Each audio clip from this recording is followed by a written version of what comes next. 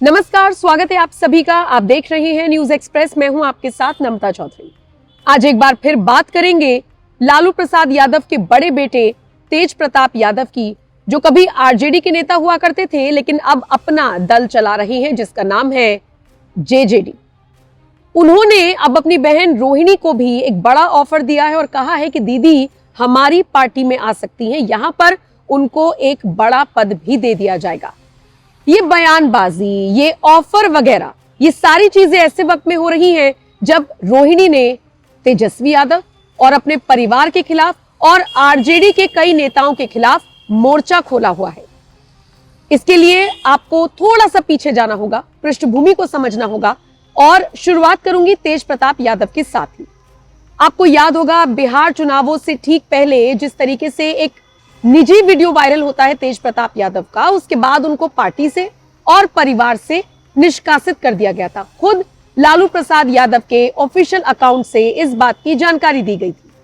अब ये ट्वीट करने वाले स्वयं लालू प्रसाद यादव थे या फिर किसी और की छत्र छाया में ये ट्वीट किया गया था, ये बात तो आरजेडी के नेताओं को और तेजस्वी यादव को या लालू प्रसाद यादव को बखूबी पता होगी।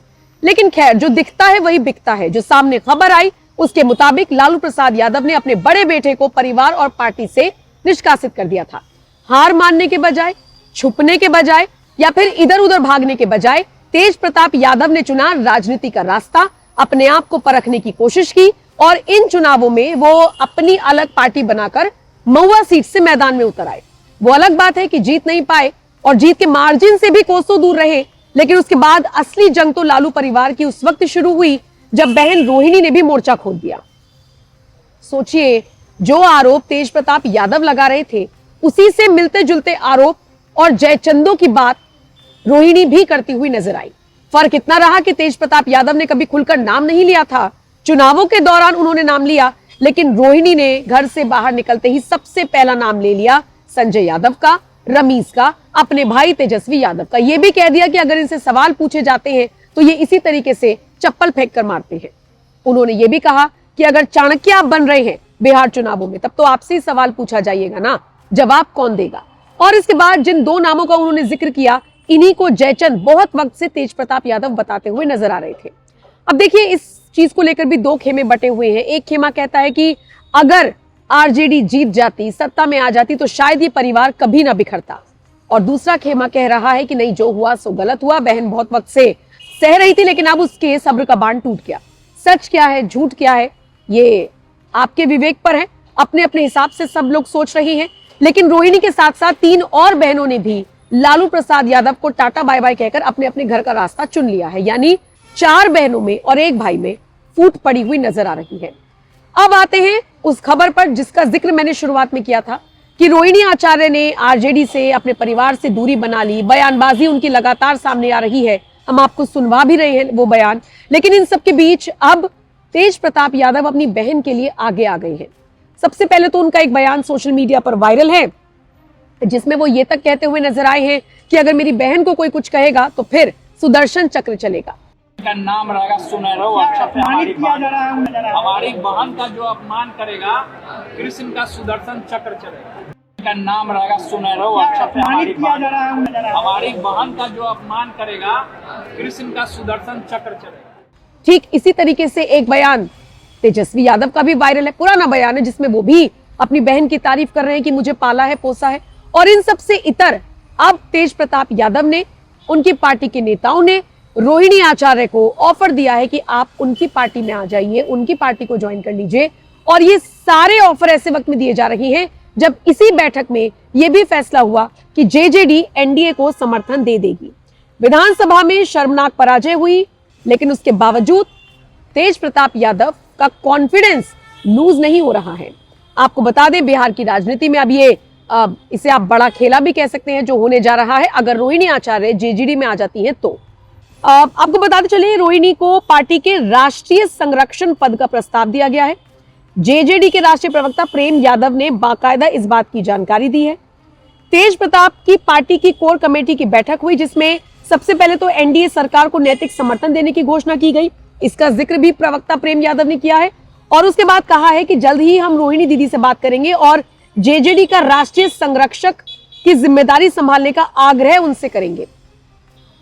अब देखने वाली बात यह होगी कि जेजेडी ने अभी इन चुनावों में तो देखिए आरजेडी की प्रॉब्लम्स नहीं बढ़ाई, सीट पर कम से कम चुनावी समीकरण नहीं बिगाड़ा क्योंकि इतनी पैठ मजबूत नहीं थी, लेकिन लोगों की सिंपैथी तेज प्रताप यादव के साथ थी।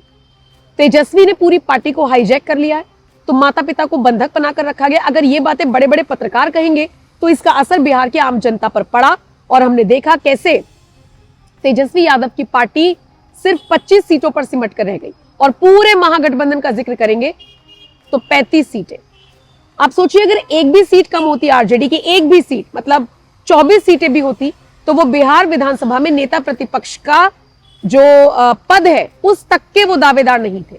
सोचिए ऐसी हालत हो जाती। बच गए बाल बाल, इज्जत बच गई थोड़ी बहुत, लेकिन चुनावों में जो भद पिटी है उसके बाद परिवार में भी जो ये रार तकरार देखी जा रही है उसने कई तरह के सवाल खड़े कर दिए हैं।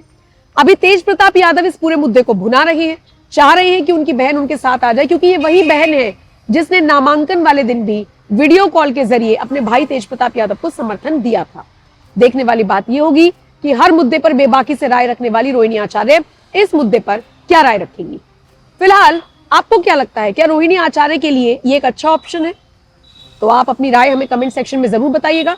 और बाकी तेज प्रताप यादव और उनकी पार्टी जिस तरीके से रोहिणी को अपने साथ लाने की तैयारी कर रही है, इस पर आपका क्या कुछ कहना है? आप क्या राय रखते हैं कमेंट सेक्शन में जरूर बताइएगा। और बाकी अपडेट्स के लिए देखते रहिए न्यूज एक्सप्रेस। नमस्कार। नहीं, मेरा कोई परिवार नहीं है। अब ये जा करके आप संजय, रमेश, तेजस्वी यादव से पूछिए, मेरा कोई परिवार नहीं है। वही लोग निकाला है हमको परिवार से क्योंकि रिस्पॉन्सिबिलिटी लेना नहीं है उनको। पूरा दुनिया बोल रहा है जो चाणक्य बनेगा तो चाणक्य से आप सवाल पूछिएगा। जब कार्यकर्ता चाणक्य से सवाल कर रहा है, पूरा देश दुनिया सवाल कर रहा है कि पार्टी का ये ऐसा हाल क्यों हुआ। अब जब संजय, रमेश इन लोग का नाम लीजिए तो आपको घर से निकाल दिया जाएगा, आपको बदनाम किया जाएगा, आपको गाली दिलवाया जाएगा, आपके ऊपर चप्पल उठा करके मारा जाएगा। दीदी तेज प्रताप जी भी दीदी उनके साथ भी गलत हुआ दीदी? नहीं, मेरा कोई परिवार नहीं है। अब ये जा करके आप संजय, रमेश, तेजस्वी यादव से पूछिए, मेरा कोई परिवार नहीं है। वही लोग निकाला है हमको परिवार से क्योंकि रिस्पॉन्सिबिलिटी लेना नहीं है उनको। पूरा दुनिया बोल रहा है जो चाणक्य बनेगा तो चाणक्य से आप सवाल पूछिएगा। जब कार्यकर्ता चाणक्य से सवाल कर रहा है, पूरा देश दुनिया सवाल कर रहा है कि पार्टी का ये ऐसा हाल क्यों हुआ। अब जब संजय, रमेश इन लोग का नाम लीजिए तो आपको घर से निकाल दिया जाएगा, आपको बदनाम किया जाएगा, आपको गाली दिलवाया जाएगा, आपके ऊपर चप्पल उठा करके मारा जाएगा। दीदी तेज प्रताप जी भी दीदी उनके साथ भी गलत हुआ दीदी?